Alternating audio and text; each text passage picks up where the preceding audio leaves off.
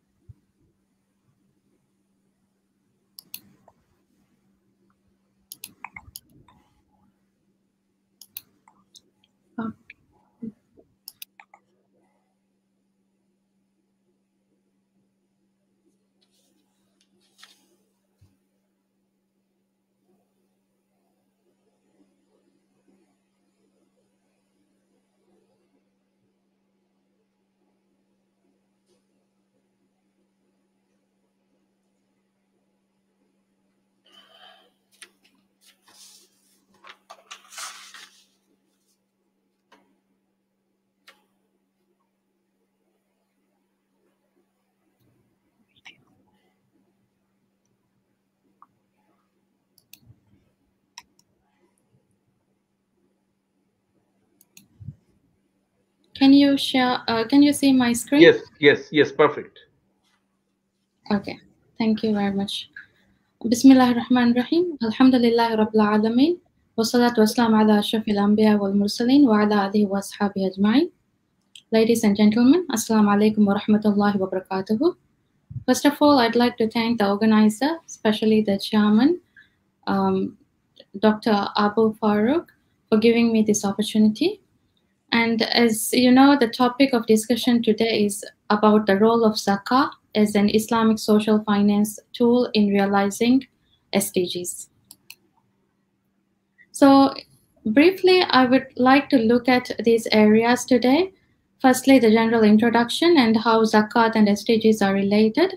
And I would also like to touch briefly on the issues in Zakat administration that we are facing today, while looking at the potential of Zakat as well, and what would be the main key forward or key takeaways from the presentation that we are having today.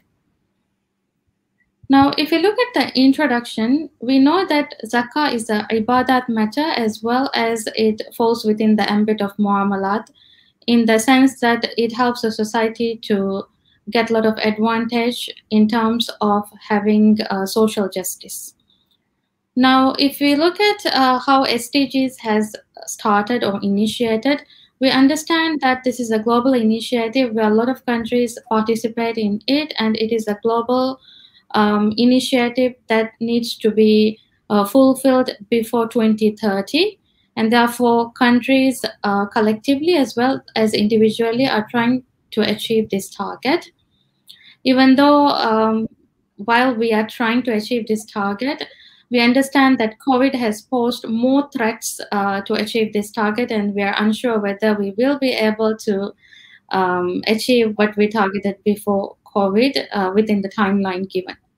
Having said so, we also understand that in achieving the SDGs, there is some role which Zakat could play, and that role is potential because it is understood that Zakat is one of the key tools that could be used by the multilateral organizations and the respective countries in realizing the SDGs. More than one goal overlaps with the objective of Zakat, linking it with Maqasid al-Sharia in the bigger picture. So here are some questions which I would like to pose and which I would like to reflect on. Number one is, what is the potential of achieving SDGs using Zakah? Number two is it allowed in Sharia to link Zakat with achieving SDGs? The final question here is, can we do so within the scope of Sharia parameters applied to Zakah? Obviously, the answers for this question is already seen in the practice of countries in relation to Zakat administration, and today we no longer deliberate or talk about these questions because we understand that definitely Zakah could be linked with SDGs, and in the bigger picture we see Maqasid al-Sharia, and therefore there is no doubt that there are no disunanimity of views among the Sharia scholars who say that whether we could achieve SDGs or not using Zakat, as long as we are following the Sharia parameters used in Zakat, there is no issue in this. So obviously, we need to understand how SDGs are in line with Maqasid al-Sharia. So this is one of the research in which the researchers have identified how Maqasid al-Sharia is linked with SDGs.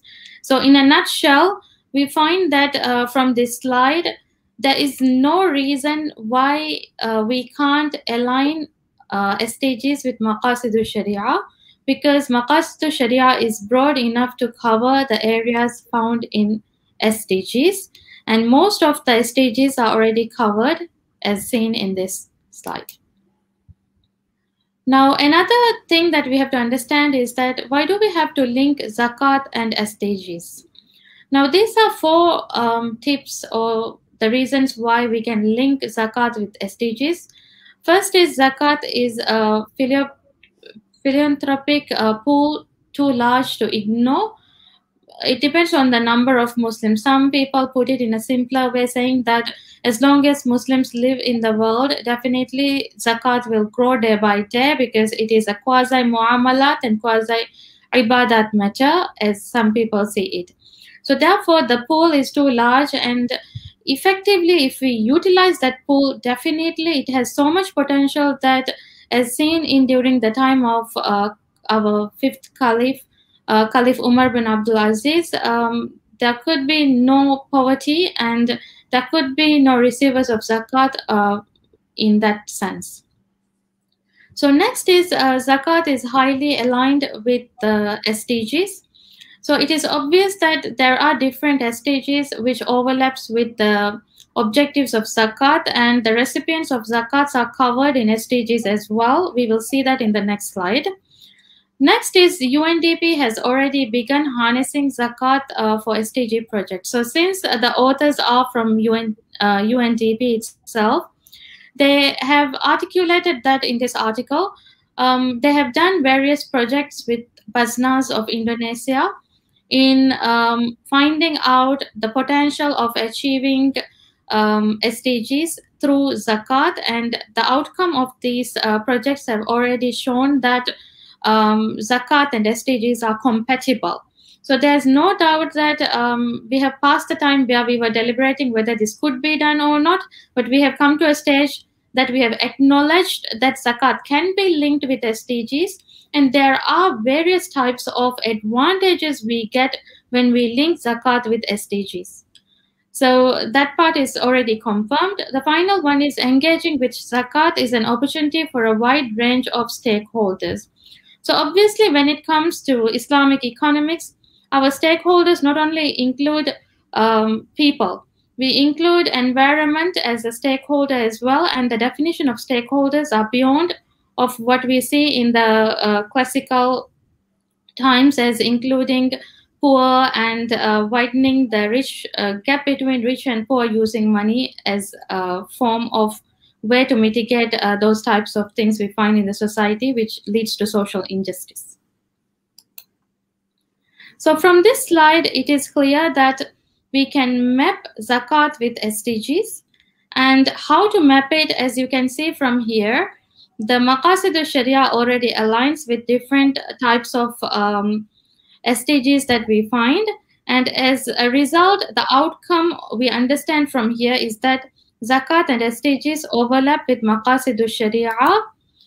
And justification for linking zakat with SDGs is that, first, Maqasid al-Sharia aligns with SDGs. This shows that SDGs are developmental goals, and it leads to improving socio-economic life of humans to have a quality life.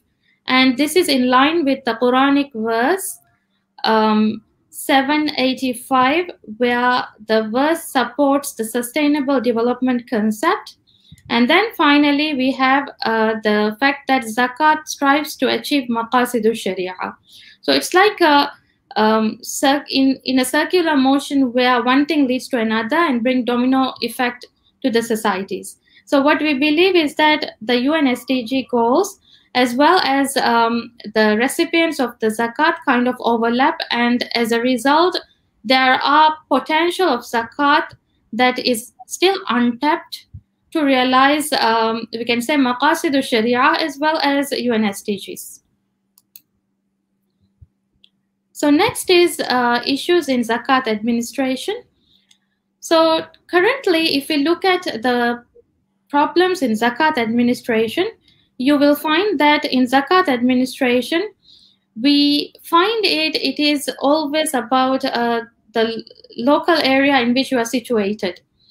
The mindset is that poor people located, or the needy, or the recipients, or the asnafs located in a particular area will be considered under the purview of that particular zakat organization. Therefore, it is limited to certain areas, and therefore we are unable to see the bigger picture, and effective zakat distribution could be an issue. Next is establishing sustainable zakat funds as a collection of zakat is passive. There's a mistake there. Instead of waqf, it should be zakat.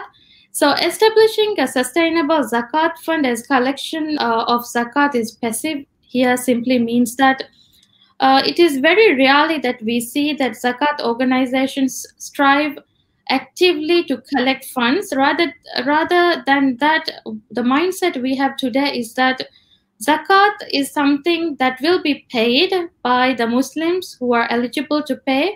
So instead of creating awareness or running here and there, it is better to wait and sit at the office, so that once the funds is received, only thing the zakat organization should do is the disbursement.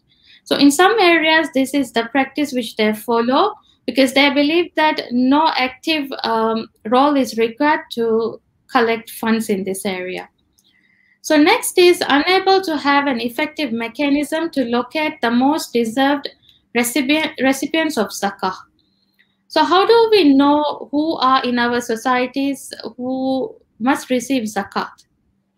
If we are not conducting a survey or thoroughly trying to find who should be given or who are the most deserved zakat recipients, it's kind of impossible for us to gauge whether whatever we are doing is correct or not, and we don't understand whether what we are doing is effective.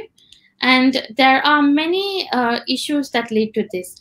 If you look at the different zakat organizations, data collection and understanding the societies is still a hiccup we face.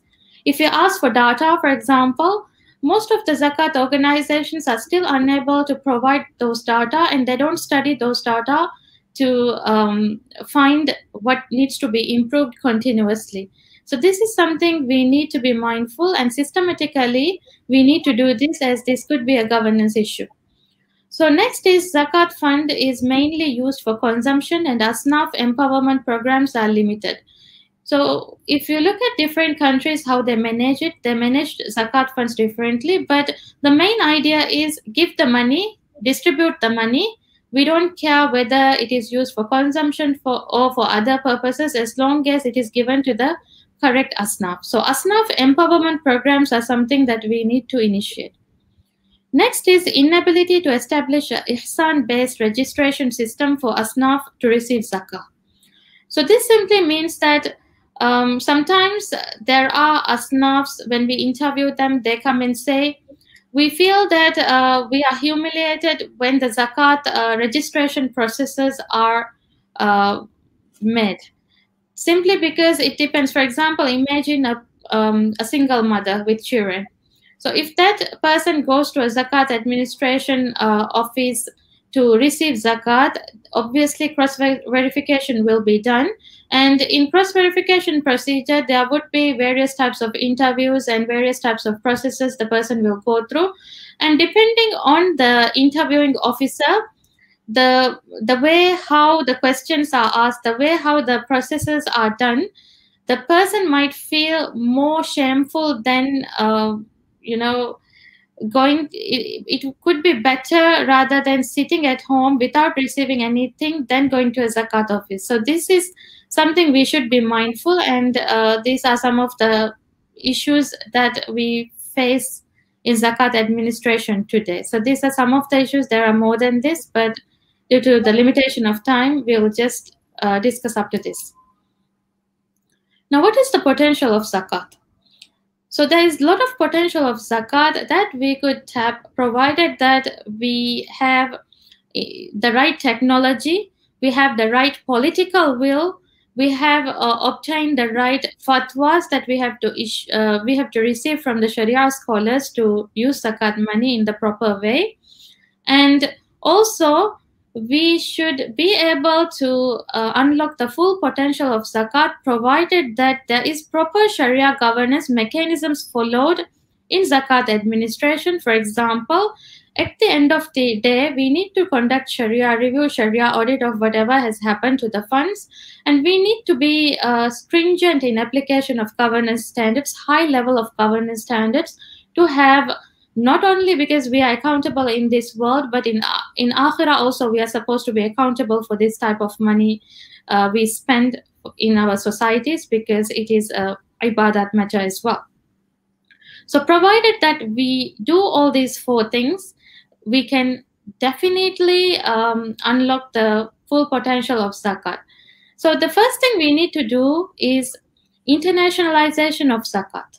So this simply means that rather than talking about my people, my country, we need to think like ummah.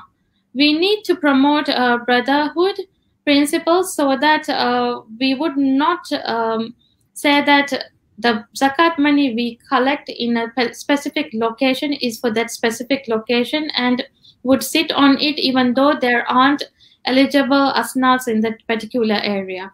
So we need to internationalize zakat and think that the whole world is like one ummah, and since it is one ummah, we shouldn't have any such restrictions in doing so. Next is adoption of active zakat collection strategies. So one of the strategies could be, for example, during COVID, we understood that the physical collection of zakat is not possible. So therefore, we have invented using online transactions, we can transfer zakat money. And likewise, even door-to-door zakat collection is also done if they don't have online zakat collection, zakat payment facilities available. So meaning that actively we need to collect the zakat funds. Not only that, but also we need to create awareness about how to calculate zakat funds and how important it is to give zakat money on time. And also during the COVID time, what we have encountered is that in some parts, the zakat funds became like depleted because there were so many asnafs that became poor overnight and they needed more aid than it was like a normal year. So as a result, we had to use fatwas whereby it says that you can even pay zakat forward. So these things need to be like actively promoted by the zakat organizations, and then only we will see that zakat funds are sustainable and we have enough funds to cover the needs of the asnafs. So next is implementing effective strategies to locate the most deserved recipients and maintaining their registry. So in this regard, what we understand is that normally, when we try to locate persons who are in remote areas, it becomes difficult because we don't know their whereabouts. And once a registration is done, again, if the change of address is not communicated, we are unable to locate them, and as a result, we might lose them in the process. Therefore, in order to have the proper information about the whereabouts of these most deserved recipients and how the zakat money could be distributed to them, it is important to use the technology that we have today. This is Industry 4.0. So we might use IoT, Internet of Things, for this purpose. One way of doing that is, for example, for the zakat recipient, once the first time registration is done, a smart gadget with a sensor will be given, and he would take that sensor, that gadget to home, and then through the gadget, the zakat organizations can collect information. Today, it is even possible to understand whether they are facing hunger or whether they are feeling sad or whether they are feeling happy through this type of gadget sensors. So I believe that we just need to innovate such mechanisms and find a solution for it rather than saying that we have to physically go and find whereabouts of them and we have to do it in a physical manner. And now the excuse we have is always COVID. We say that due to COVID, we are unable to do this. We have this limitation, that limitation. So instead of focusing on our limitations, why don't we just start using innovative technologies for our advantage? So that is the message I want to give. Next is creating tailor-made zakat programs to assist recipients to be empowered rather than giving money for consumption. So obviously there's nothing wrong in giving money for consumption purposes, but if we come up with structured zakat programs to empower them, like it is done in Singapore by Muiz or Basnas in Indonesia, those things will give some kind of empowerment to the society, and we will find more zakat payers than zakat asnafs. So the last point deals with this point, whereby it is said that building the spirit of brotherhood and motivate zakat receivers of today to be tomorrow's zakat payers. So this should be our motive in spending the zakat money. So what is the way forward here? Obviously, we need to internationalize zakat, and we need to look the whole of Muslim countries or Muslims living in the world as one ummah. So for one ummah, if anybody is affected, we should be willing to spend zakat money, and we should be willing to help each other in that sense. So single ummah and the spirit of brotherhood with solidarity needs to be promoted with shared responsibility. So shared responsibility here means individually or collectively, we should be prepared to help each other, and zakat could be in forefront in this regard. So the question here would be, how practical is it to internationalize zakat? Now, it has been already done. So using this example of how zakat support from Malaysia helped communities in Kenya to recover from drought, we understand that this is something we could really implement in the world, and this is something that we should strategize and move towards. So it says that with the right partnership, zakat from a state in Malaysia was able to help 1 million people halfway around the world in rural Kenya. And if you look at the impact of it, you see the figures in one side. So imagine the impact it has created. Imagine the good name it has given to zakat itself, and we can understand that effective zakat administration is very vast, in the sense that the output is something we can't even imagine. So it is something we have to understand. Now the question is, how do we do it? Instead of having a decentralized way of managing the zakat funds, I believe that it is time to centralize the way in which we manage zakat fund in the whole ummah. So my last slide is about the recommendation which I want to propose here, that is adoption of crypto zakat. So when crypto zakat is adopted, the idea here is that instead of having crypto zakat for every organization of zakat, one platform could be used to connect the zakat payers and the zakat recipients, making the role of regulatory authorities of zakat and the zakat management organizations to actively find the most deserved zakat recipients and put them in the system, so that any zakat payer could find them in the system to give the money. So basically, in this zakat platform, the whole idea is blockchain technology will be used. So the simplest way of defining blockchain technology is to state that it is a decentralized distributed ledger where provenance of a digital asset is recorded. And the reason why we call it crypto zakat platform is because the technology used is blockchain technology. And when we look at how this platform works, is that it is so transparent and it has higher level of governance that the transactions conducted in this platform becomes immutable, and therefore the confidence of the parties involved in the transactions will be boosted. So imagine that imagine a practical scenario whereby the zakat management organizations from all over the world will be listing or will be putting the information about the asnaf in various parts of the world.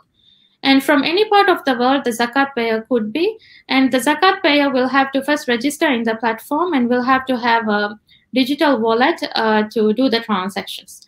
So once he successfully register in the platform, he will be able to identify or find out the most deserved zakat recipients and send the money to wherever the person is located, to whichever zakat asnaf which the person thinks is impactful.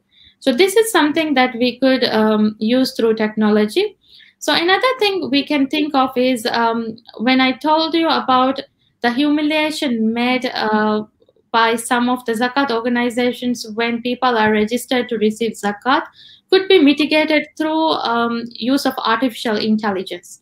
For example, we can have chatbots or those types of robo officers who could deal with customers in a manner that would be uniform, and as a result, the person might not feel so bad inside them that they are asking for money and might not be humiliated. So these are certain things that we could use with the help of the technology.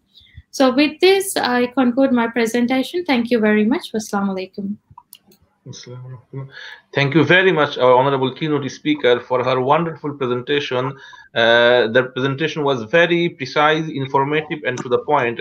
And definitely, the people who are watching, especially the researchers, the social scientists, and who are in policy making level, they will be benefited, and they can some information, important incitements from our session today.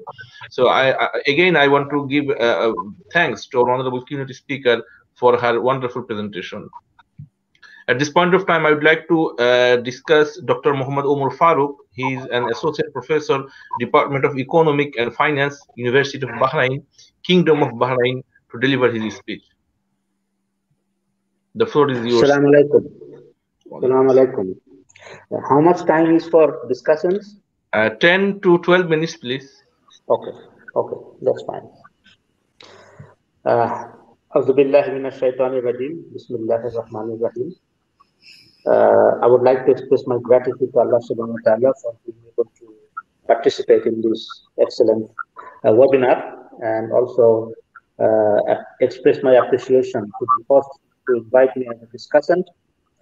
This was an excellent, informative presentation by Dr. Aishath. We have actually co-authored on some works together, but haven't had a chance to meet. But alhamdulillah, this is the first time we are at least virtually meeting each other.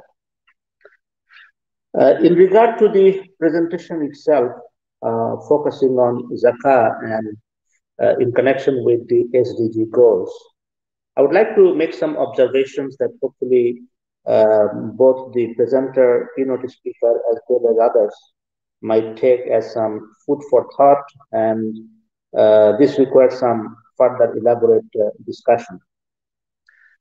Number one, that often when we talk about Zakah and we want to identify the potential of Zakah, relevance of Zakah to solve the problem or challenge of poverty, we often ignore the fact that why in the world that poverty has been persistent in the world, including in the Muslim world.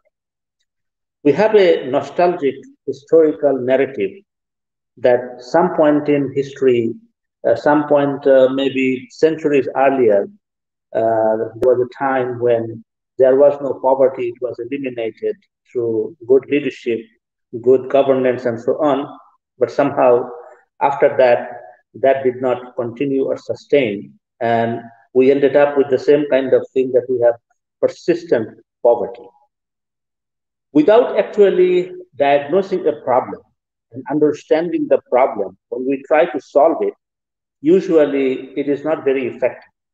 And in my humble understanding, that we often have ignored the challenge of understanding the poverty, its causes, its nature, its extent, and so on.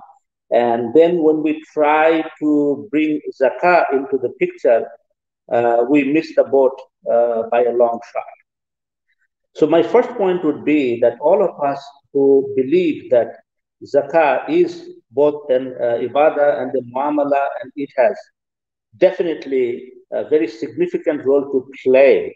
It is important that we understand the causes behind poverty and how Zakah exactly is going to help us in this regard. It needs to be mapped out.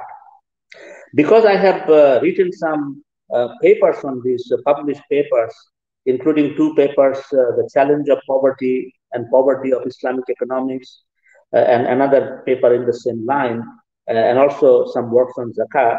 I invite the listeners here and the viewers as well as fellow discussants to read those to get further understanding. But when I look at the history of us and then try to understand that why poverty persisted, one of the things I find it quite disappointing that it seems that we never have taken poverty as a serious goal to address, serious problem to address. Any society in the last 100 years or so that took the challenge of solving their poverty, they have succeeded. Most of those societies have been able to marginalize poverty to a large extent. Why we are having problems, that needs to be identified and addressed. One of the things about the dysfunctionality of our approach and understanding regarding zakah is that since we take it as an ibadah, most of us are kind of God-fearing and we want to fulfill our requirement to pay zakah, and many of us do pay zakah. But as soon as zakah has been paid, we think our responsibility is done. May Allah accept our ibadah, and then basically let it be barakah from Allah subhanahu wa ta'ala to take care of the problems. But the problems don't get taken care of that way. It requires a mapped out approach, a targeted effort, a specifically designed plan that is going to be used for whatever resource you have. If not just zakah, any resource, if it is not spent in a targeted, in a properly designed, in a mapped out way, we can keep giving zakah. But then I have given zakah, and who got it? How did it help that person? Did it actually help the person in an enduring way, a lasting way, a sustainable way? I am not concerned about that. I have fulfilled my responsibility by giving zakah. Until we realize that our role is not just to give zakah, but to be sensitive enough, to be aware enough, to be engaged enough that I want to see that nobody should be receiving zakah. Nobody should be needing zakah. We should be working together in such a way that a time should come. It may take 5 years, it may take 10 years, let it take 100 years. That within that time frame, gradually, we are going to move the people who are below poverty to a level where they are not going to need zakah, and maybe they would be even turning into zakah payers. Unfortunately, because of this dysfunctional understanding about what we are doing, result is persistent. That we give zakah, keep giving zakah, but it doesn't solve the problem. So my first point is that one of the good things that is happening now is that we are gradually becoming aware. And not because what Prophet ﷺ taught, the kind of wise and effective teaching that are already there, until, for example, the microcredit movement, until, for example, people like Dr.Muhammad, Yunus, they came and told us that we need to put poverty in the museum. We never took that kind of sensitivity in this regard and took the challenge that yes, poverty is a curse. We don't want poverty. Just like we need a vaccine for COVID-19, we should be taking the same kind of seriousness that every person who dies due to poverty is a shame on us. It is something collectively we must address it. Unfortunately, as much as we think intellectually about zakah and many other issues, we don't really have that human sensitivity to engage ourselves, coming together, that in 5 years, 10 years, 25 years, we will be able to put poverty in museum. Now, without that kind of zeal, passion, commitment, unfortunately, what happens is that we keep talking about zakah as it's going to do great things, but then as soon as we start opening the reasons or the ways that we can do it, there are a lot of issues that fall apart. And again, because I have already written about these things, I invite you to explore these things, but a few points in regard to particularly the presentation. Number one is that Maqasid has been a very important topic that was developed since time of Imam Ghazali and others. Unfortunately, and in my humble understanding, there could be difference in this regard. Until very recently, we never operationalized it. It was vague, very general. There is no KPI. There is no performance indicator. What do we want to achieve with it? None of these things were clear until very recently. So why did it have to wait until the SDGs that we have to think about what can we really do about these things? Because we have not internalized our own problem-solving approach and commitment to it. A second observation, I hope that Dr. Aisha would take this into consideration. In my humble understanding, Zakah would not fall in the category of philanthropy. Maybe my understanding is somewhat incorrect in this regard, and others can also point out.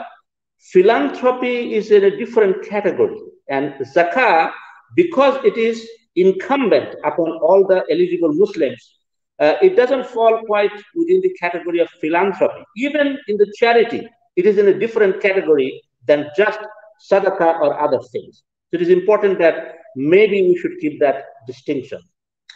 Third thing that I would like to also mention is that I would not like to see a centralization of Zakah under any of the current governments of the Muslim world. And I don't want to get into the details of that in this comment. I would like to see institutionalization of Zakah, because at the current level, there is a good possibility that many of these governments, not all, there could be some exceptions, if they take on centralization of Zakah, its failure can be a serious setback for any future enterprise in this regard.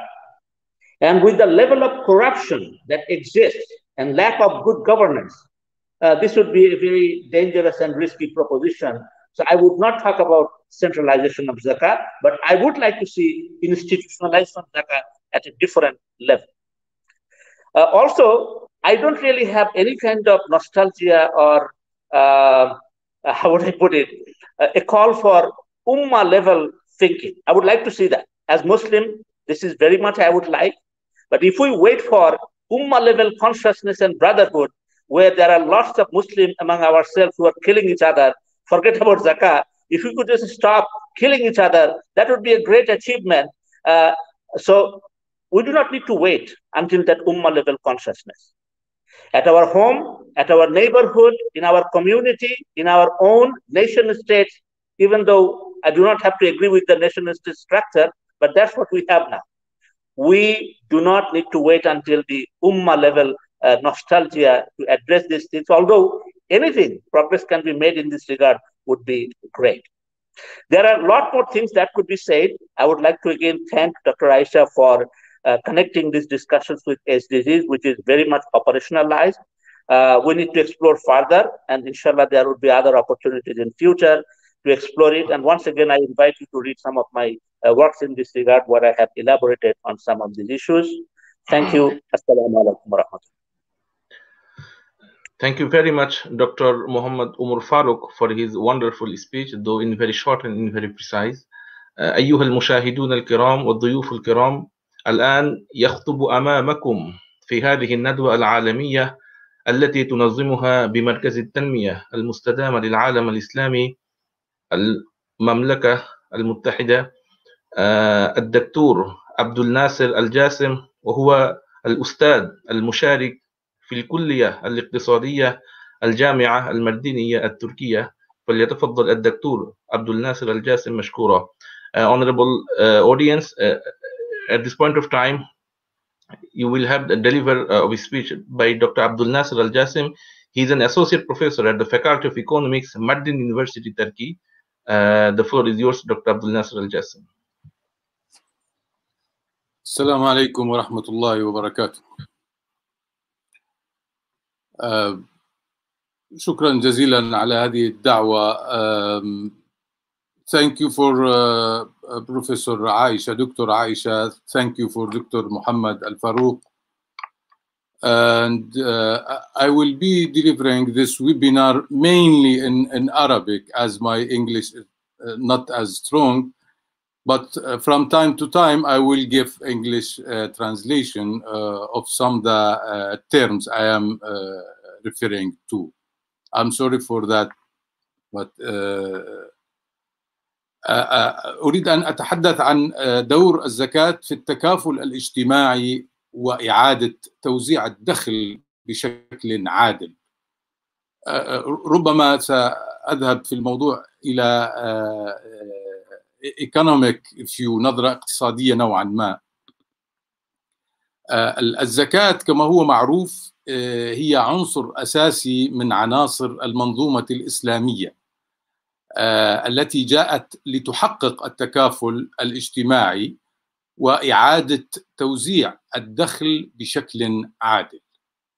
ولكن هذا العنصر لن يؤتي ثماره إذا كانت العناصر الأخرى غير منضبطة، كالفساد الإداري وغياب الأمن والوعي وانتشار الجهل والظلم والاستغلال.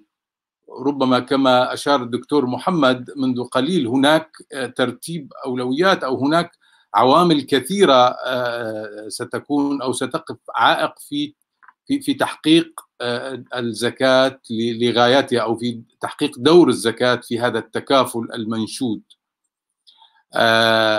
الحقيقة للزكاة جانبان، يعني هناك جانب إسعافي.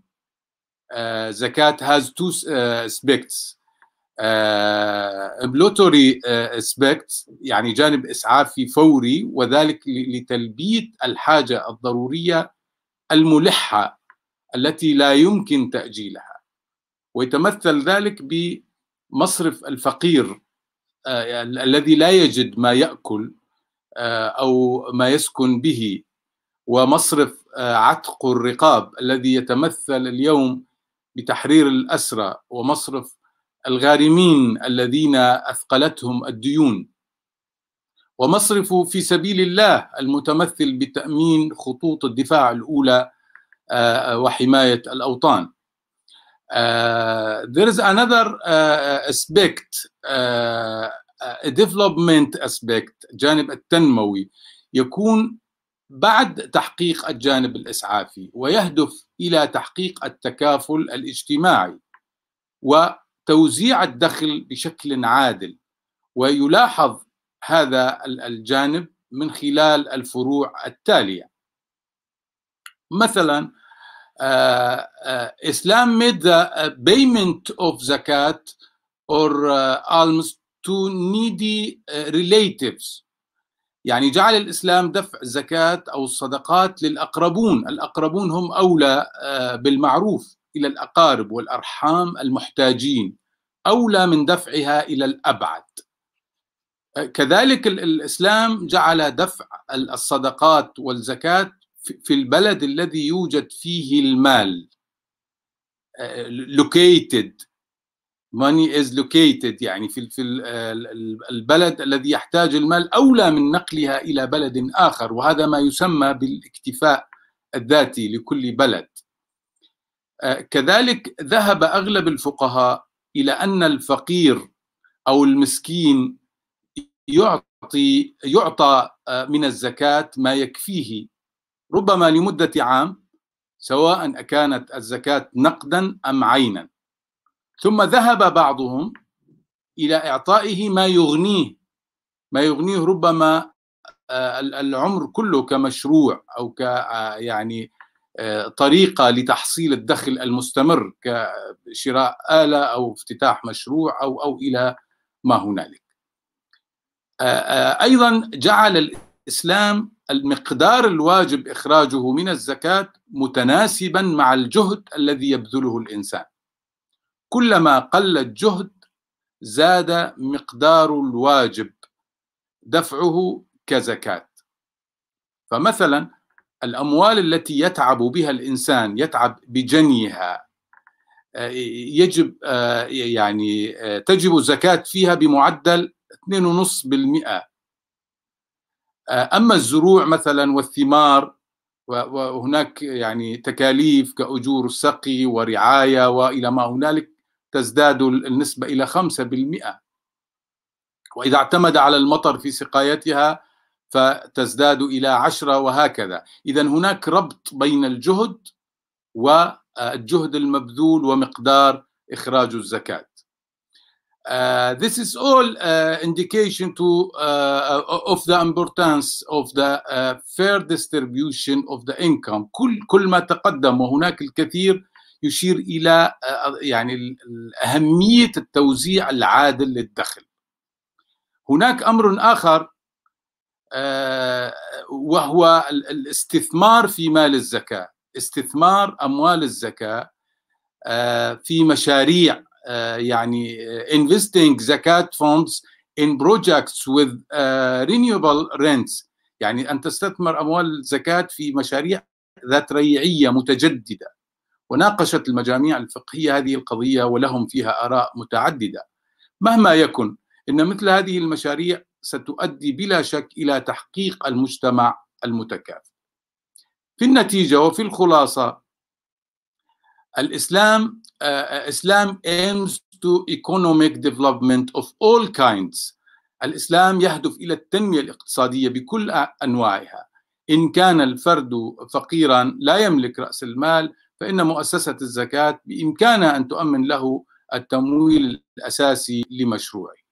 إن بدأ مشروعه لكنه تعثر وصار مدينا، كذلك مؤسسة الزكاة تستطيع أن تقدم له المساعدة في تسديد الديون وإعادة العودة أو النهضة من جديد حتى يقوى ويشتد عوده.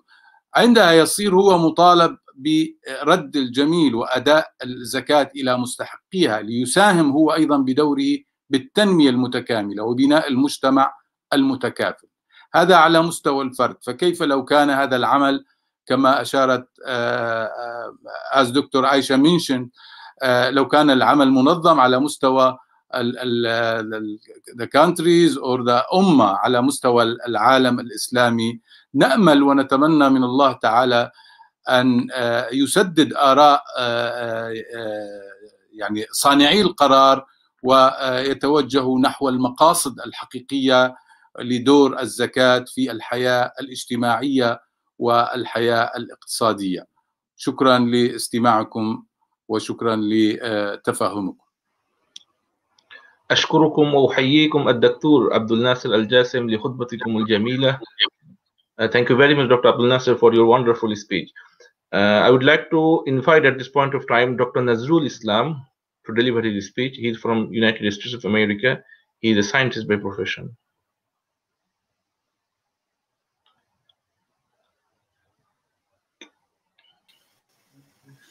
Yes, assalamu alaikum.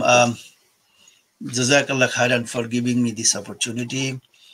And to be honest, if you take one man out of this speaker, I would be the one, because I don't have any experience, neither experience nor knowledge about this subject. To be honest, I did not know before the speech of our guest speaker that we were talking about the SDGs.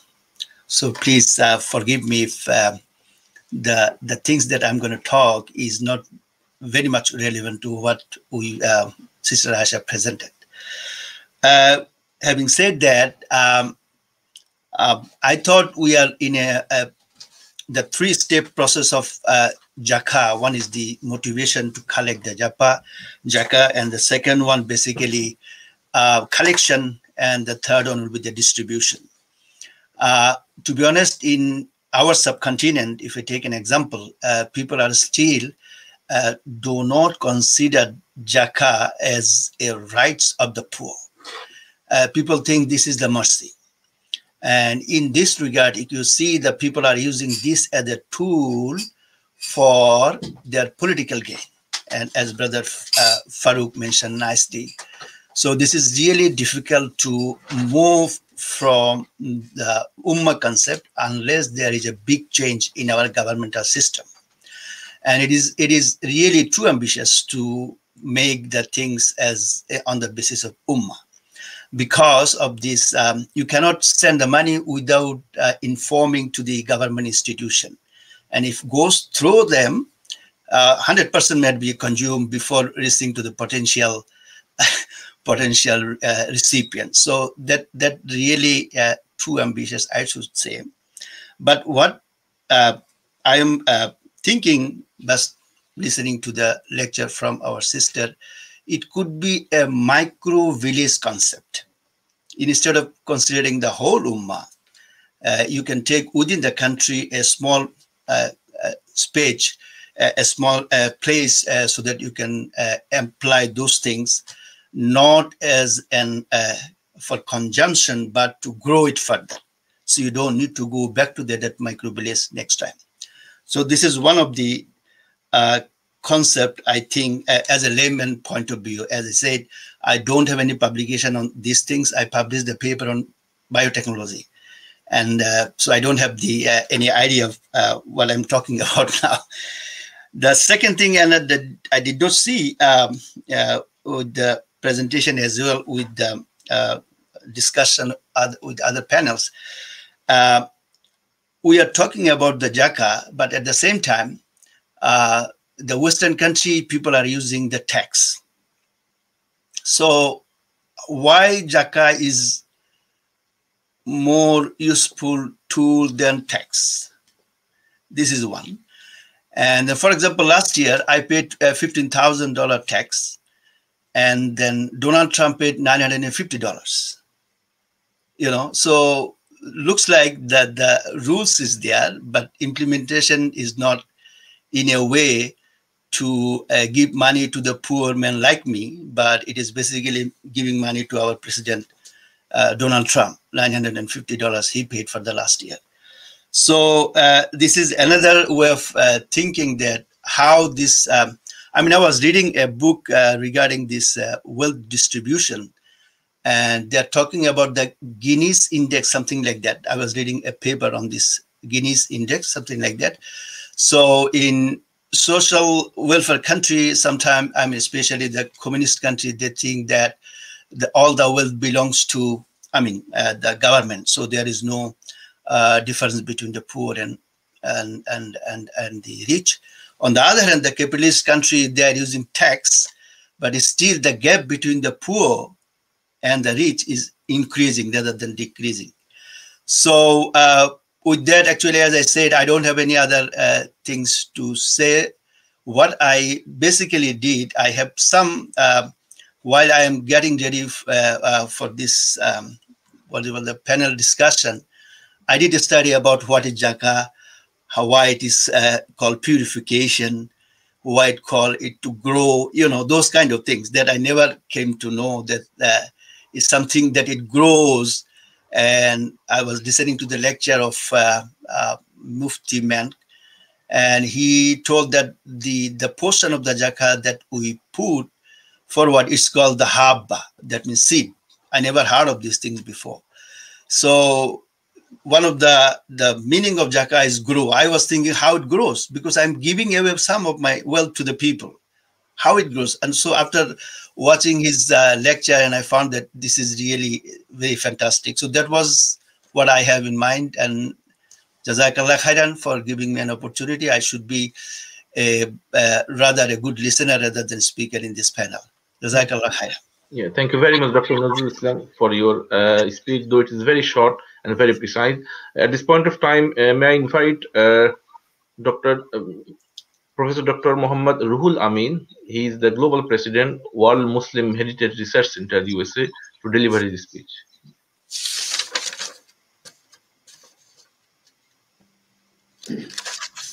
Bismillahir Rahmanir Rahim.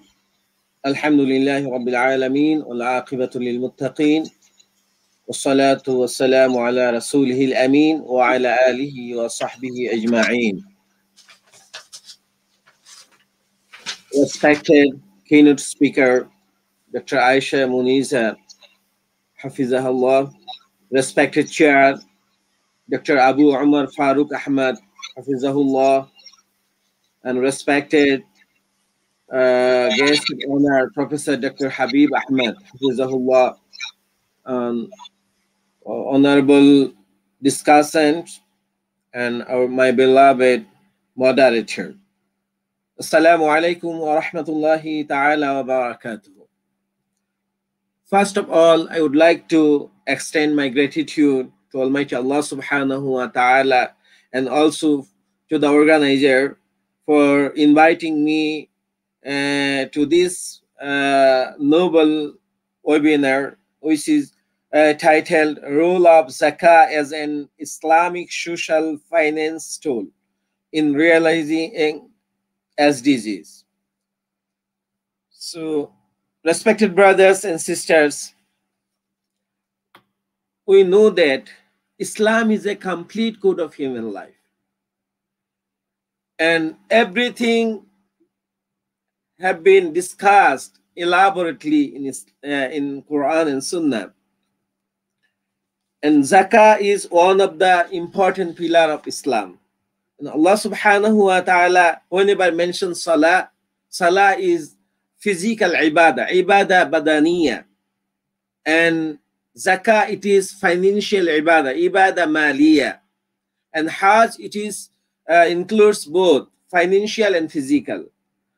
So Allah subhanahu wa ta'ala mentioned Aqimus Salah wa Atuz Zakah. Whenever mentioned, so many places in the Holy Quran mentioned Zakah, included Salah and Zakah. Salah is physical ibadah and Zakah is financial ibadah. This means that Islam motivated us to perform Salah as well as to involve ourselves with the financial activities and welfare of the peoples, of society, community, human being, all creation. That's why Allah subhanahu wa ta'ala said, Kuntum khayra ummatin ukhrijat linnas. You are the best nation, you are the noblest nation raised for the mankind.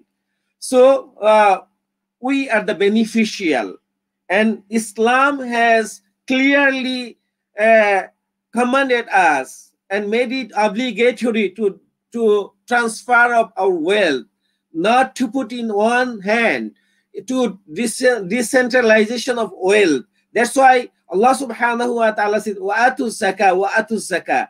If we decentralize our wealth by giving charity, sadaqah, infaq, waqf, and then by this way we can make our finance smooth.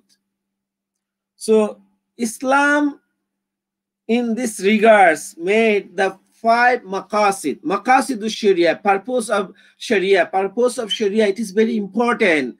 Why Islam commanded us to do this thing? Why Islam prevented us to abstain from this thing? There are some maqasid. So maqasid Sharia, there are 5 basic things. These are Hifzun Nafs, Hifzuddin. Hifzun Nafs is protection of life, and Hifzuddin, protection of religion. Hifzul Mal, protection of property. Hifzul Nasal al-Ard, protection of lineage or progeny. And Hifzul Aql, protection of mind or intellectuality. So these 5 things are very important. And these 5 things there are 3 categories according to the Maqasid al-Sharia, 3 categories. One is al-Daruriyat, and second is al-Hajiyat, and third one is al-Tahsiniyat. Al-Daruriyat, which is the essential things, basic and fundamental things. Without this thing, our society, our people will be corrupted. So these are the basic things. Every human being, they deserve to get these basic things.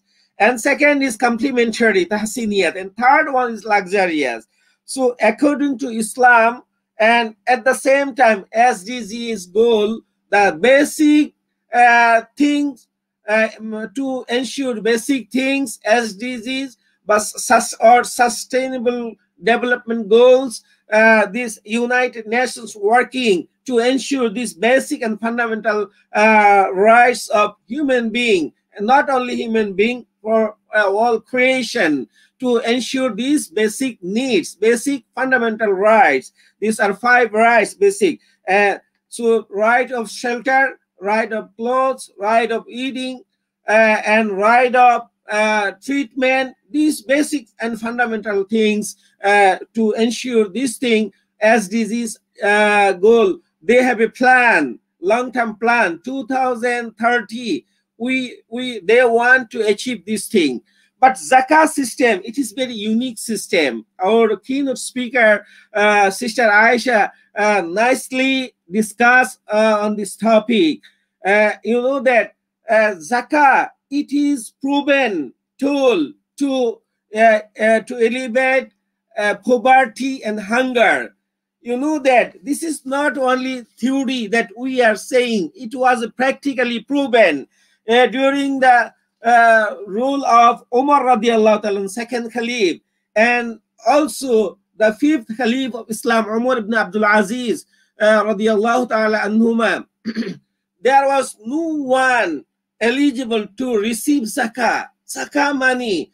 Everybody and Zakah workers, they were finding and searching to give Zakah, but no one was eligible to receive Zakah. So this is proven. So my dear brothers and sisters, so we need to rethink, and we need to do more research on these things, how Zakah can solve our social problem, our financial problems. And you know that SDGs goals, 17 goals, among these 17 goals, Zakah can solve these all goals. If we think that poverty is the one of the most important problem and crisis in the world, you will be astonished. You will be astonished that in the world more than 780 million people, 11% of the world's population live in extreme poverty on less than $1.90 per day. Can you imagine this thing?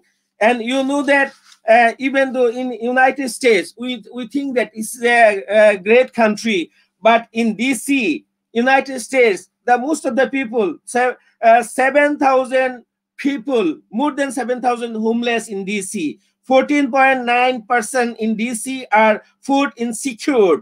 27.9% in DC child food insecurity. They are facing extreme problem. So this poverty, how can we solve this poverty? And Sister Aisha already told that there should be some mechanism, some ways, some methodology we should adopt in this regard.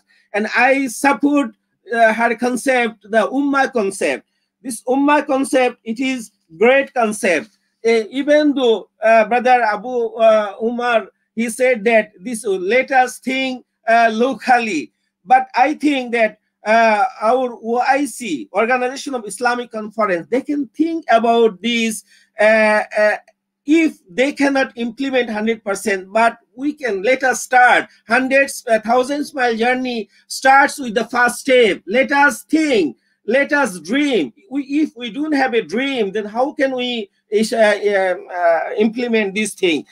And this thing, Allah subhanahu wa ta'ala said, Inna hadhi ummatukum ummatan wahida wa ana rabbukum fa'abudun. So this ummah concept, we have to realize, maybe 10% people will be realize this concept, maybe 5% or less than 5%. But let us start. And this ummah concept and internationalized of Zakah concept, because if Somalian brothers, they are facing any problem, or Ethiopian brothers, or any African brothers, we should feel the same feelings. And Rasulullah sallallahu alaihi wasallam said, "Masalul mu'minina fi tawaddihim wa tarahumihim wa ta'atufihim kamasalil jasadi idza ishtaka lahu 'udbun tada'a lahu sa'irul jasadi bis-sahri wal humma."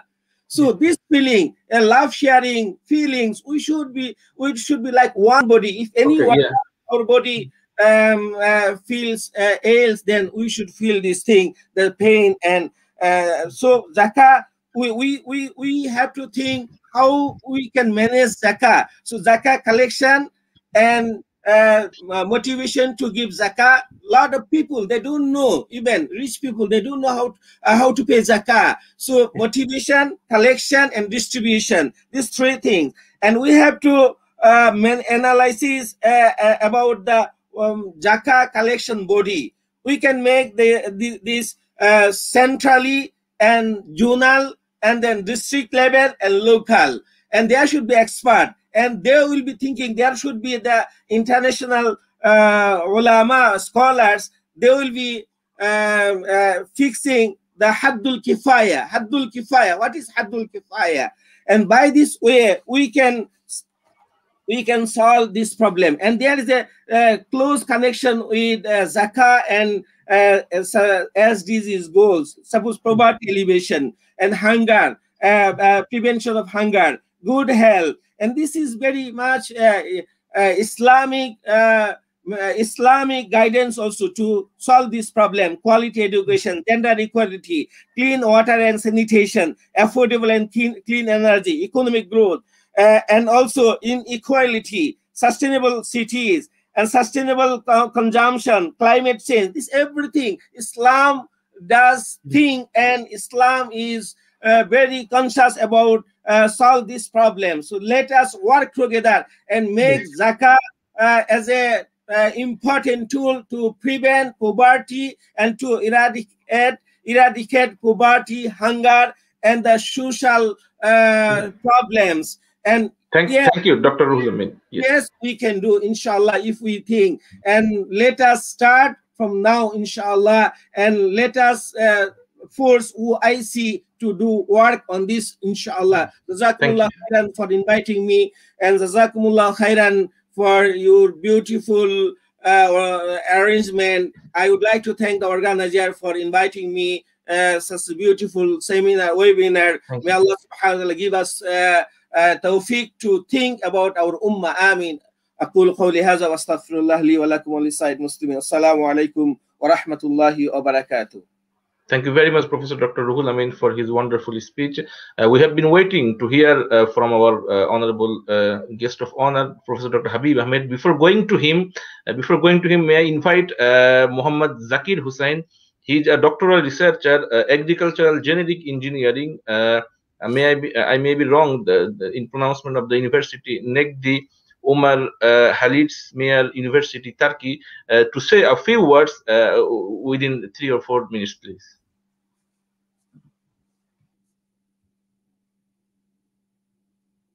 Okay. Can you please make unmute, please?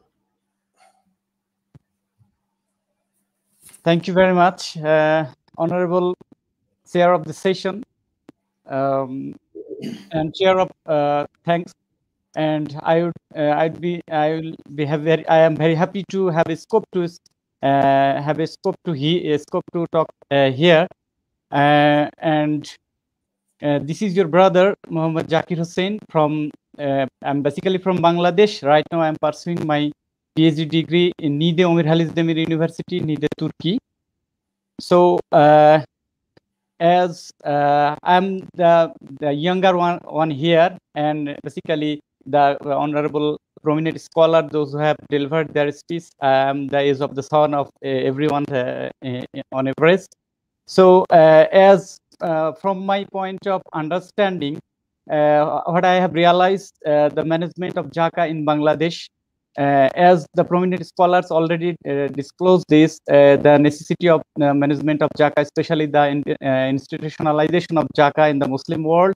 And as I am talking about Bangladesh, from my understanding, the existence of poverty for a long time here in Bangladesh, due to the unequal distribution of wealth among the people, those who have really need, but due to mismanagement and due to lack of institutionalization, still the poverty is remaining in Bangladesh. And what is going on, you are more aware about than me.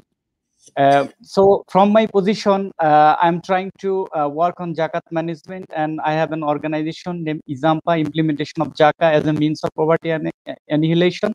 And I will be very happy to have any collaboration and have a scope to work any prominent organization and with this prominent scholars, those who are working worldwide. And as I have, I'm going to finish my doctorate within short time, and I have more potentiality and time to work with this field. So I will be happy to have a further scope to work on these issues. And I'm providing my thanks again to the organizing committee to have such kind of scope to talk here. Thank you very much. Assalamu alaikum. Thank you. Respected audience and guest, at this point of time, may I invite Professor Dr. Habib Ahmed as the guest of honor to deliver his speech. He is the Sharjah Chair in Islamic Law and Finance, Business School, Durham University, United Kingdom. The floor is yours, Professor Dr. Habib Ahmed. Thank you very much. I have a presentation to share.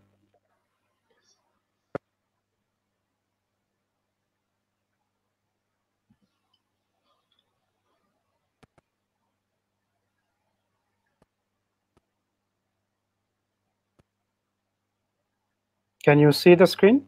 Not yet.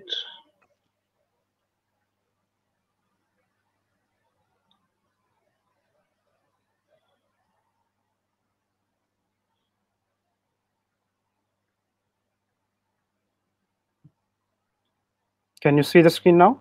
Not yet, sorry.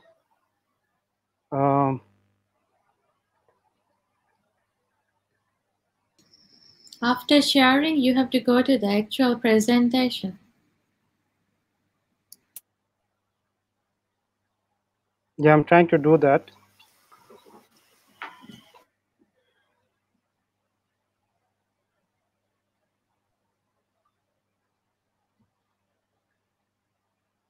Not yet? Not yet.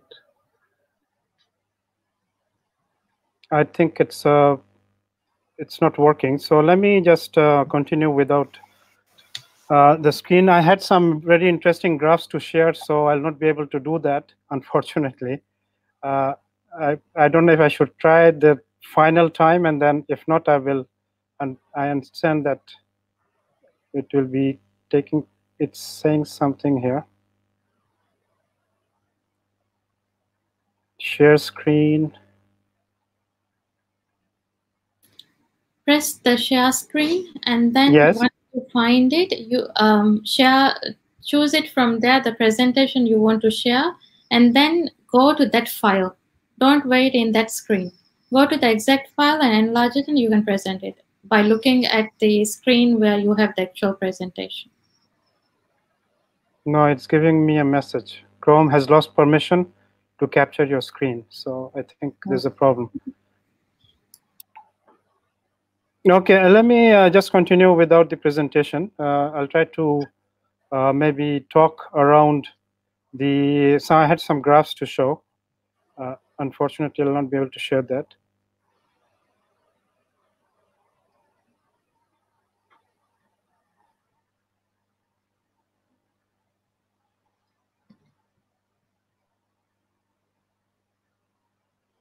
Or if you, I can show from here. If do I send it to you? Yeah, if you can please, yeah, by email, yeah. Or email or by WhatsApp? Any means, yeah, or WhatsApp, yes, okay. I'm sending it to brother.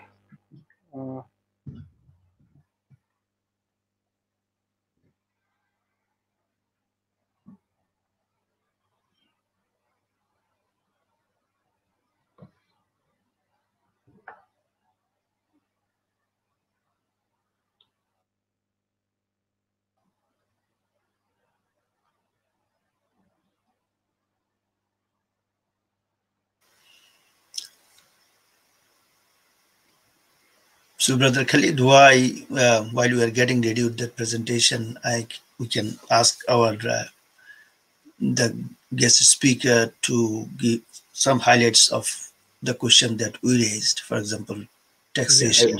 Yeah, I will give her floor, yeah.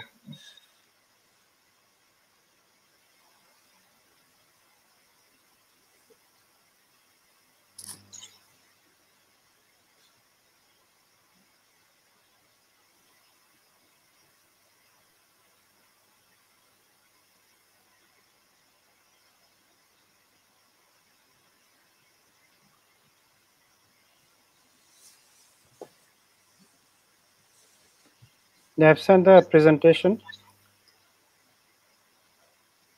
Let me just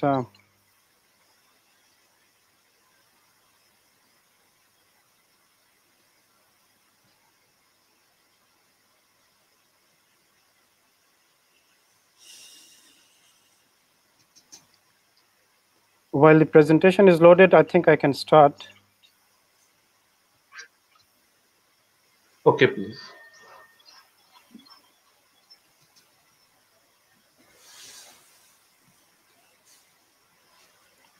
Okay, Bismillah ar-Rahman ar-Rahim, and Assalamu alaikum again to everyone.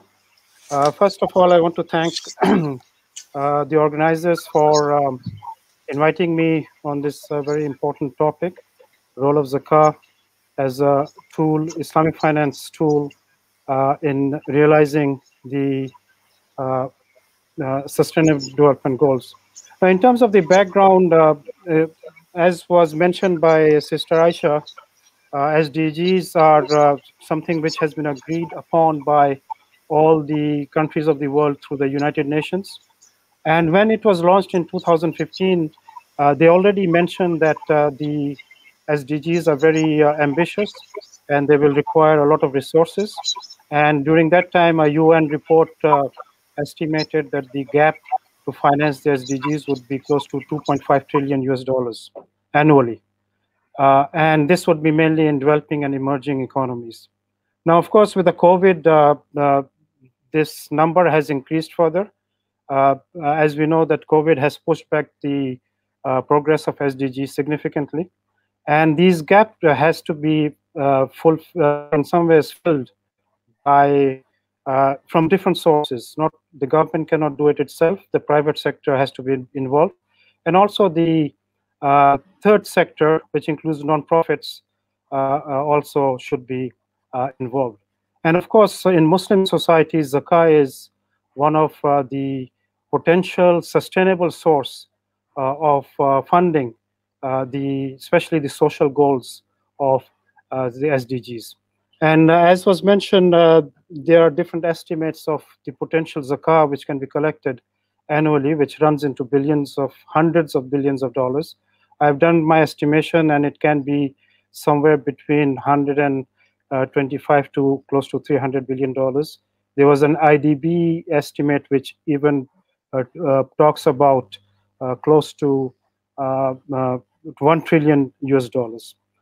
Now, as has been mentioned, and I mean, this is the basic thing is that Zakah is a tool of empowerment and poverty alleviation.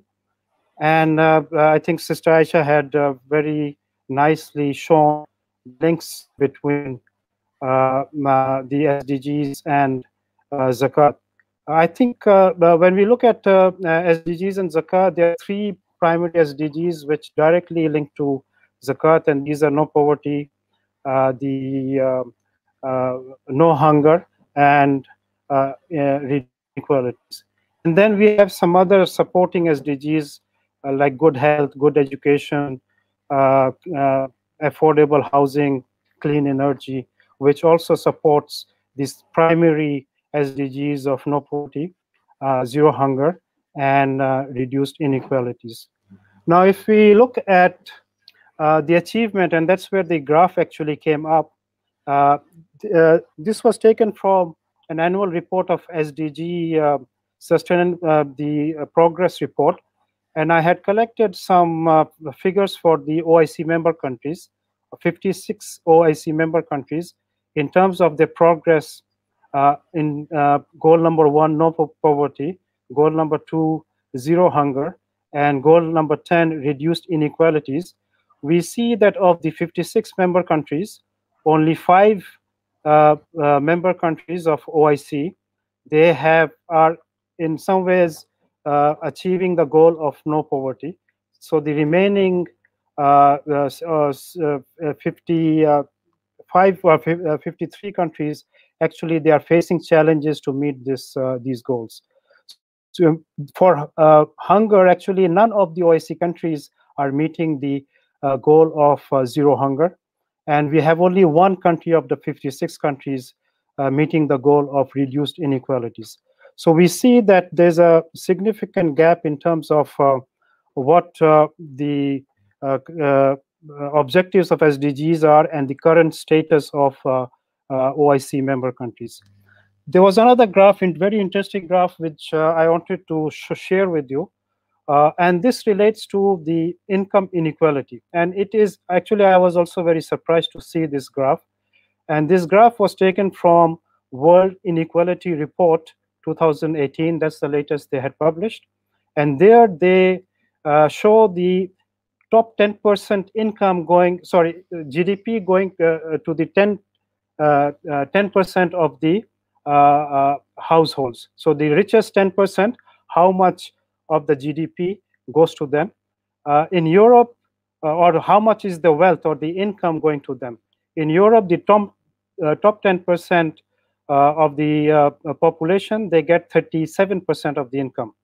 But the interesting thing in the graph was that the worst distribution of income was in the Middle East. 61% of the income goes to the top 10% of the population.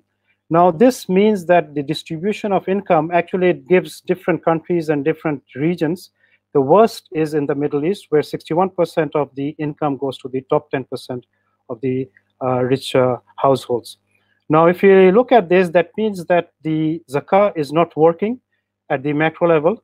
The distribution of income in Muslim countries and also the SDGs are not being achieved.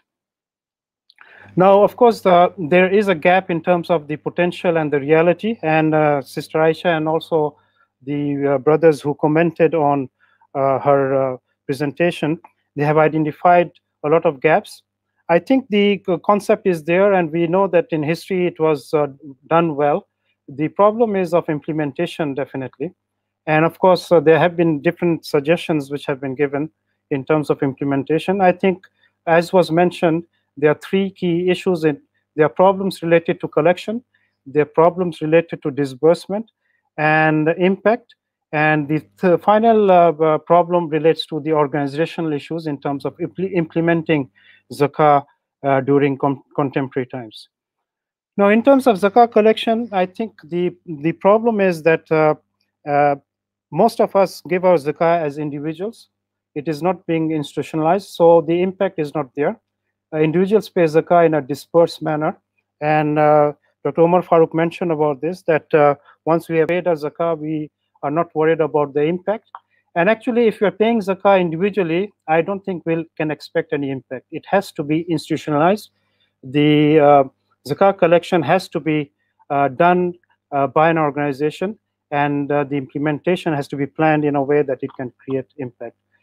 And in terms of zakah collection, I think there are some other issues which also have been highlighted. One of these issues relates to the contemporary zakatable assets. The wealth nowadays is very different than the wealth of the past. We have a new kind of assets, financial assets, crypto assets, among others. And all of these are zakatable assets because they are the new categories of wealth. So I think the collection will increase a lot when all of these assets are included in the wealth which can be on which zakah should be paid. And I think the other thing which also has been highlighted by a few is the literacy part. I think a lot of people who want to pay zakah, they don't know how much to pay zakah, what are the assets they have, and so there has to be in some ways more literacy about zakah itself. Of course, it is a religious duty, as was mentioned, it is a financial ibadah, but to perform this ibadah, we must have knowledge. Just as we have knowledge about performing salah, we have to have knowledge about zakah. And I think this actually is lacking in a lot of cases. I mean, if you talk to a common person, it's very difficult for them to understand what is the zakah they have to pay every year. In terms of zakah disbursement, again, this has been mentioned. I think there are some people who need zakah for consumption, but bulk of it should be used for productive purposes. It should be actually used to empower people. And another, I think, area where it should be used for during contemporary times is to increase resilience against risks. Just like there is inequalities in the distribution of income and wealth, there's also inequalities in the distribution of risk. What happens is that whenever a negative shock like a COVID hits, the poorest are the hardest hit and they are least protected. And actually, with every negative shock, it causes further inequalities. And I think this is one of the points which Dr. Umar Farooq mentioned in terms of we have to understand how poverty in some ways is generated within societies. And one of the ways, I think, one of the key ways in which poverty in some ways perpetuates is through negative shocks. Whenever there's a negative shock, it is the poorest who actually bear the burden of the shocks, and they move down to even further in the poverty, vicious circle of poverty. So I think we have to think, given that we live in risk societies nowadays, we have to really think of using zakah to increase resilience towards risk. And finally, the point I want to make was the institutionalization of zakah. As was mentioned, if we pay individually, it doesn't have impact. During contemporary times, most of the Muslims countries, they cannot trust their governments. As I say, most in some countries, of course, they're doing well. So I think the key role here is with civil society. The civil society has to play this role to actually implement zakah. And if you look at contemporary success stories of zakah implementation, you will see that these are done by civil societies. These are not done by governments. These are done by non-profit organizations, people who come together with a good intention of actually implementing zakah during contemporary times. There's a need for institutionalization of zakah because we need to have impact, and we cannot have impact unless we pool the zakah and manage it efficiently. So there is a need for organizational capacity building within the civil societies. I'm involved with Zakah, the National Zakah Foundation worldwide here in UK. And interestingly, we have our National Zakah Foundation in UK. You will be surprised to know that the CEO of this organization was an investment banker. So he has joined this bank and he's basically running the Zakah organization.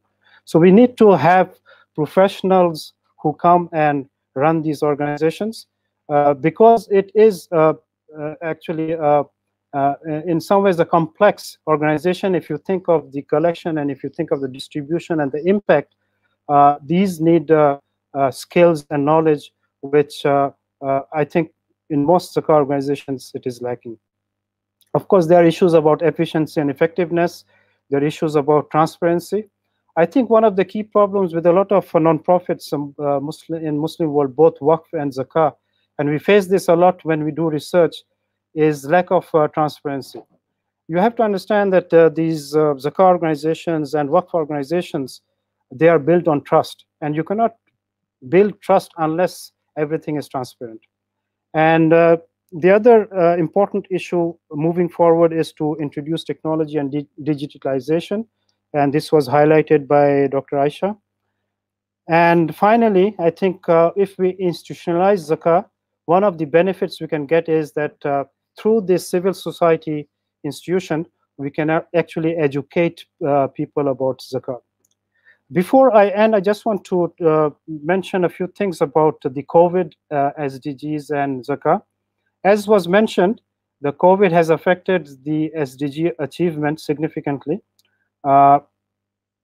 Actually, there were some studies which in some ways indicated that close to 500 million people may move back to poverty. So the gains of the last 13 years actually will be in some ways gone because of the COVID. And again, as I mentioned, any negative shock, including COVID, is affecting the poor more than the rich.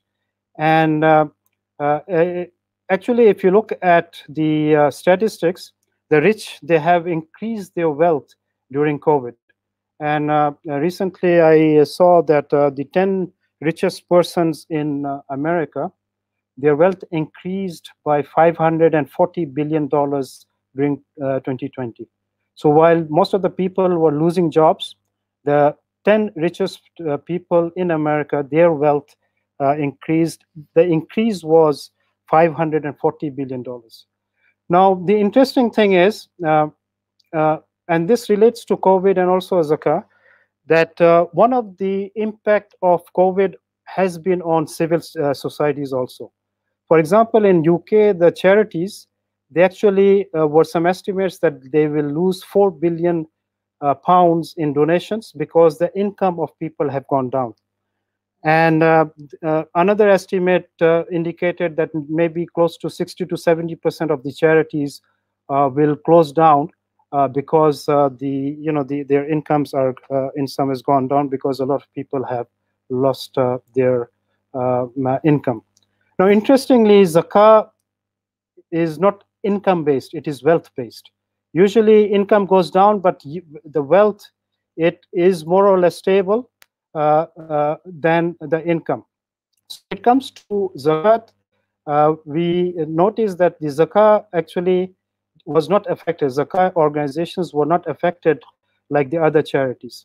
And again, I have some numbers from National Zakah Foundation, 2019 versus 2020.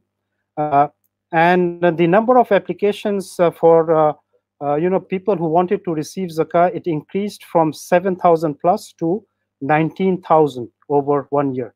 So the implication is that if a lot of Muslims actually were affected by COVID-19, they lost their jobs. So the number more than doubled. There were 19,000 applications plus applications who wanted to actually receive zakah from National Zakah Foundation. And the amount disbursed increased from 2.9 million pounds to 3.7 million pounds. So the point I'm trying to make here is that the zakah institution, because its income comes from wealth, actually is more resilient to negative shocks. And as we see in terms of the numbers, the zakah collection, at least in the case of the National Zakah Foundation, it increased, whereas most of the UK charities, their income actually went down. So with this note, I want to thank the organizers again for giving me this opportunity to speak to the audience here. And I think, as has been mentioned, this is a tool which is not being used, has a lot of potential, but is underutilized. And there is a need to actually develop the operational models. The concepts are there, but operational models are lacking. And I personally feel that the civil society has a very important role to drive this very important institution, religious institution, forward. Thank you very much. Thank you very much, our honorable guest of honor, Professor Dr. Habib Ahmed, for his wonderful speech. The dear audience, we're at the end part of our international webinar. Before going to our honorable chair, I will go to our honorable keynote speaker for some comments. Before that, Dr. Muhammad Omar Farooq, he requested for 1 minute to say something. So I am going to Dr. Omar Farooq. Yeah. Assalamu alaikum. I just wanted to clarify something, and that is in connection with the importance of Ummah consciousness. Ummah is central to our understanding. But any initiative that we want to take to solve the problem does not have to wait until we have some real Ummatic unity or functionality. We can do things at the community level. That does not have to wait for the national level. We can do things at the national level that does not need to wait for the international level. That's the point I was trying to emphasize in, rather than waiting for the Ummah level involvement. That's all. Assalamu alaikum. I would like to invite now Dr. Aishath Muneeza to say a few words about in reply of the speakers. Thank you very much. So basically, I think what I mentioned is a bit misunderstood, because the concept of having a crypto zakat platform is that it used blockchain technology, which is a decentralized type of ledger we use in it. And when I say Ummah concept, it simply means that we are going to internationalize zakat if there are no recipients in the local area. We don't sit on the funds. Instead, we will divert the funds to those who need in another area. So that is what I meant by internationalization. It could be from country to another country, like in the case which I mentioned in Kenya, where one of the states in Malaysia has given their zakat money to another country, which is totally like, this is in the recent years, I think this is the first time we have done it. And imagine the work they have done towards it, because getting a fatwa on that was also difficult. And later on, even convincing the people that this is how the zakat could be used is also another challenge for them. Because from a immemorial time, we as Muslims believe that zakat is a localized concept. We have to sit on the money if we can't spend it on the local area until next year or the other year, until we find enough people to do that. So that is what I meant by that.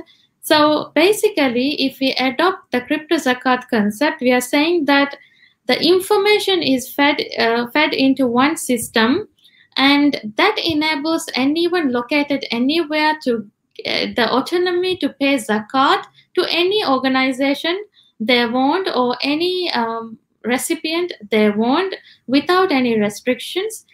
Because see, in crypto zakat platform, you can pay through cryptocurrency, for example, without the intermediary, like a bank, you can transfer even if the transaction is made in a cross-border manner.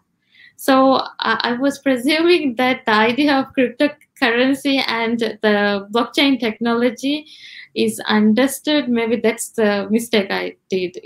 Sorry for that, I didn't clarify that point. So with that, thank you very much.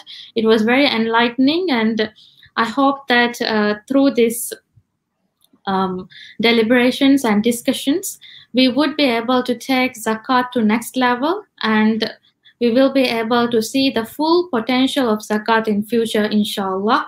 Thank you very much for your contribution. I really liked the discussion and the presentations. Thank you very much.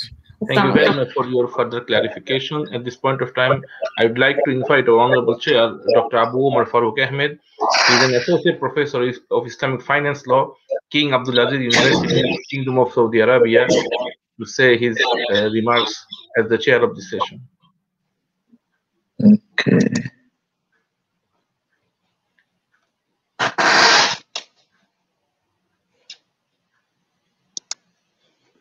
Bismillahir Rahmanir Rahim. Alhamdulillahi Rabbil Alameen. Wassalatu wassalamu ala al-mab'uthi rahmatin lil alameen. Sayyidina Muhammadin wa ala alihi wa sahbihi at-tayyibin at-tahirin al-ghurril mayamin. Amma ba'd. First and foremost, I must thank Allah subhanahu wa ta'ala for bestowing his enormous blessings on all of us and giving us tawfiq to have gathered today from the remote corners of his universe in this sacred month of Rajab to discuss an important issue on the role of Zakah as Islamic finance tool in realizing sustainable development goals, or SDGs. In this connection, I would like to take the opportunity to extend my heartfelt appreciations to the organizers of this event for their painstaking efforts to make this international webinar a reality. Alhamdulillah. My appreciation should also go to the keynote speaker, Professor Dr. Aishath Muneeza, guest of honor, Professor Habib Ahmed, and all distinguished discussants, whom I consider the assets for this ummah. I also thank the moderator, Mr. Yahya Khalid, and our valuable audience, without whose active participation it won't have been possible to make this meeting a great success within a short span of time. I believe your all-out support will continue for such future endeavors so that the Muslim Ummah will reap the maximum benefits from these events, inshallah. Wabillahi tawfiq wal hidayah. Now, please allow me to say a few words as chair, as my concluding remarks of the event and summing it up, for which I have been invited here. Brothers and sisters from all around the world, with the 2030 Agenda for Sustainable Development, the United Nations has identified a set of ambitious targets which are known as the Sustainable Development Goals, or SDGs, that present a new opportunity for humanity to have a common framework to guide our collective actions and achieve a better future for every living being on this earth. Nevertheless, the SDG funding gap, which is estimated at $2.5 trillion per year for developing countries, cannot be closed by traditional development aid alone. Filling this gap will require the engagement of new financing partners and tools to leave no one behind.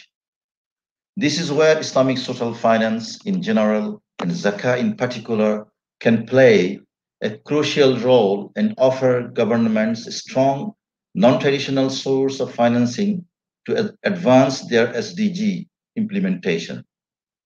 With its emphasis on inclusiveness and core principles such as channeling funding to the real economy by promoting risk sharing, avoiding excessive speculations, and limiting debt to the value of assets, Islamic social finance is strongly aligned with the SDGs. As we all know that the deadline of achieving Millennium Development Goals, or MDGs, has ended in 2015. And now the world is targeting to realize comprehensive sustainable development goals between 2016 and 2030. Although some Muslim countries have recorded remarkable advancements in a number of targets of MDGs in terms of food security, health, education, and poverty alleviation, due to shortage of funds from local and overseas sources, they are still facing several challenges to the attainments of some other targets of MDGs. Similarly, ascertaining the availability of funds is going to be one of the greatest challenges for them to achieve SDGs. For sustainable development, majority of these countries need massive infrastructural development such as roads, bridges, recreational parks, schools, colleges, universities, religious and cultural institutions. Mobilization of resources through taxes, fees, or toll is not enough to finance these much needed public goods.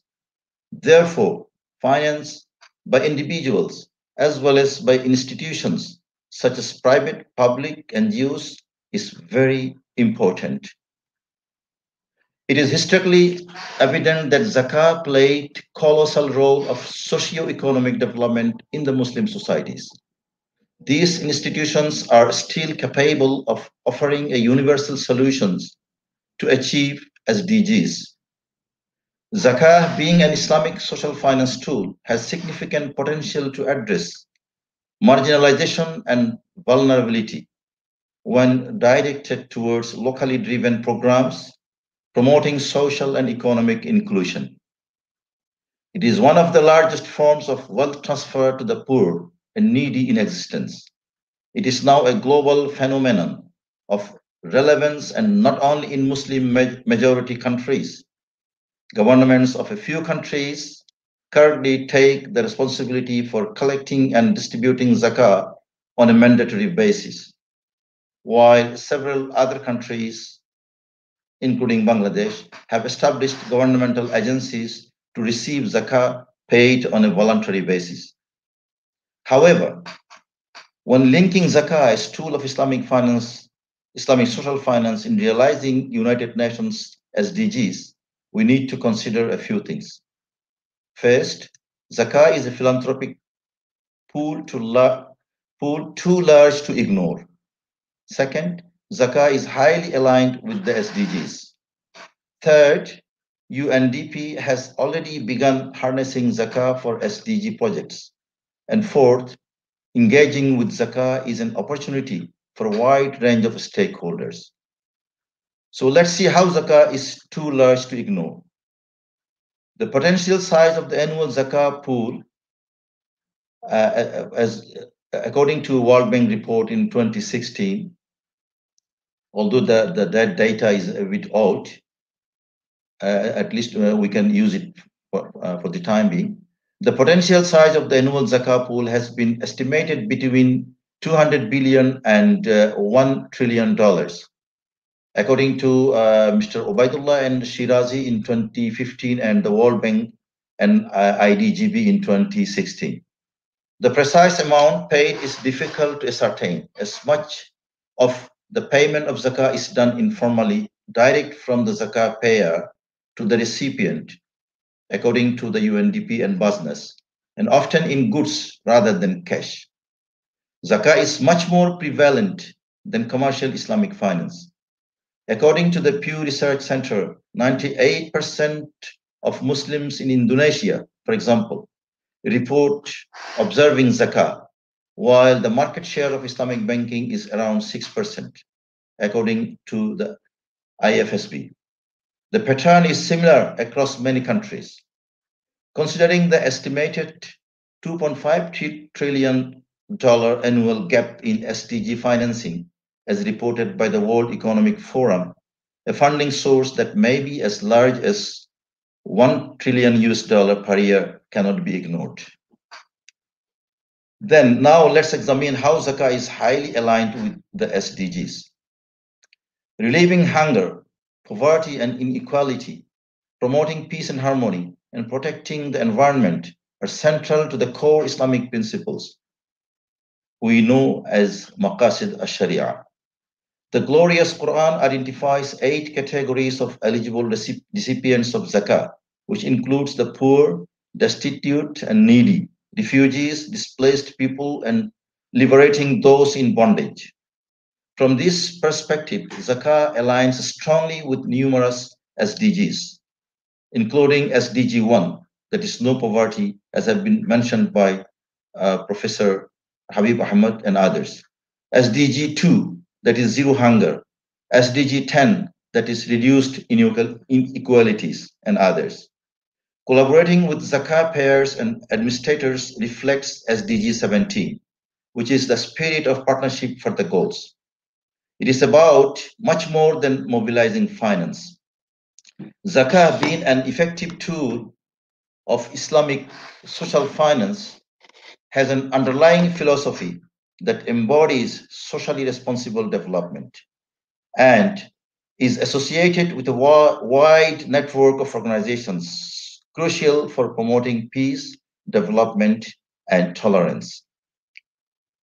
Now, next, let's check how UNDP has engaged.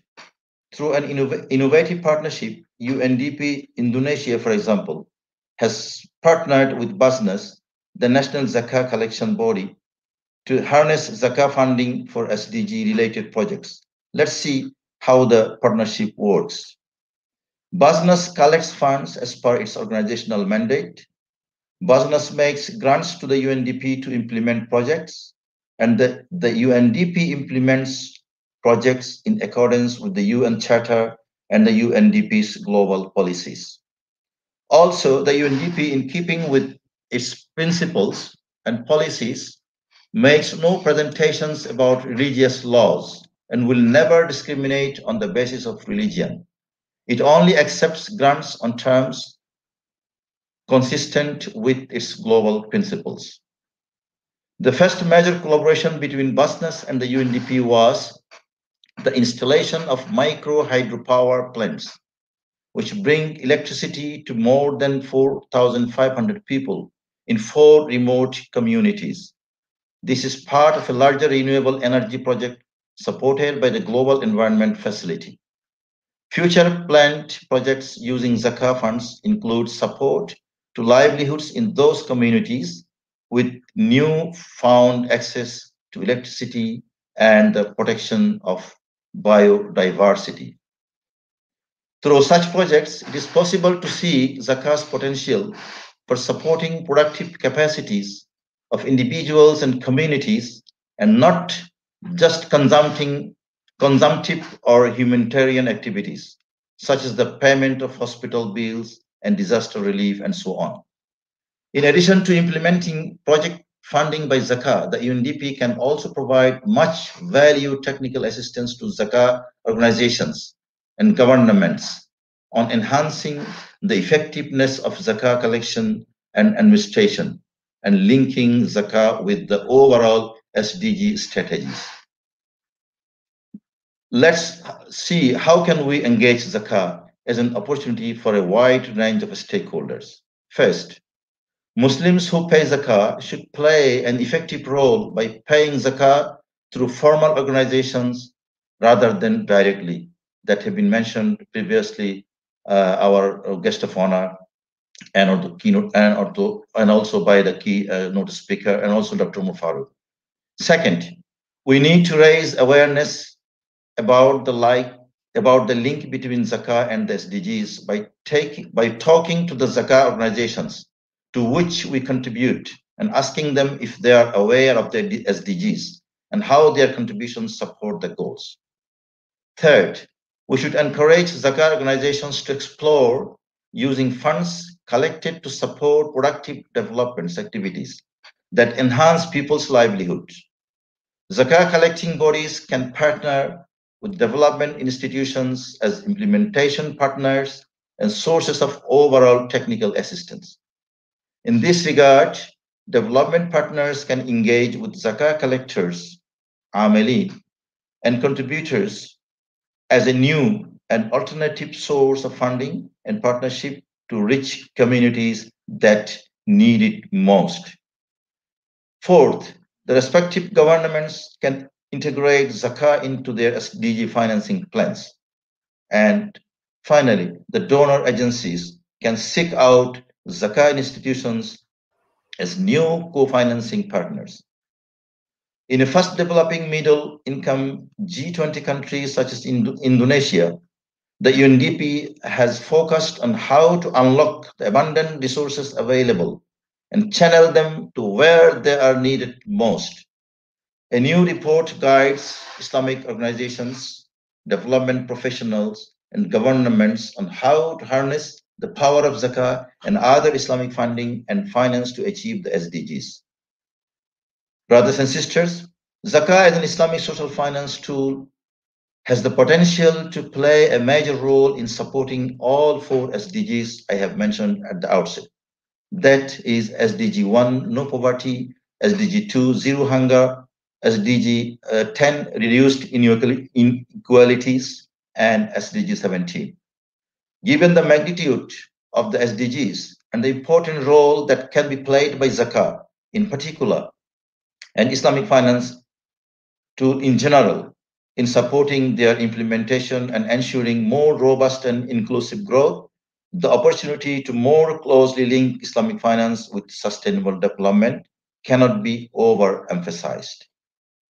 Nevertheless, the critics of aligning Zakah with SDGs tend to make fun of this, saying that the fervor to associate Zakah with SDGs indicates an assumption that developments through implementing the institutions of Zakah has finally found its perfect mate, that of SDGs, and ridiculously questioned whether Zakah finally found its love and the pairing of Zakah and SDGs compatible, akin to match made in heavens.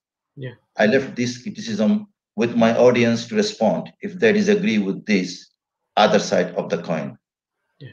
As far as my concern, I totally disagree with this opposite view, because I reasonably believe that Zakah can undoubtedly play a very significant role in meeting sustainable development goals related to reduce the rate of poverty and hunger, securing global health and well-being, providing quality education, decent work, and ensuring economic growth and income inequality.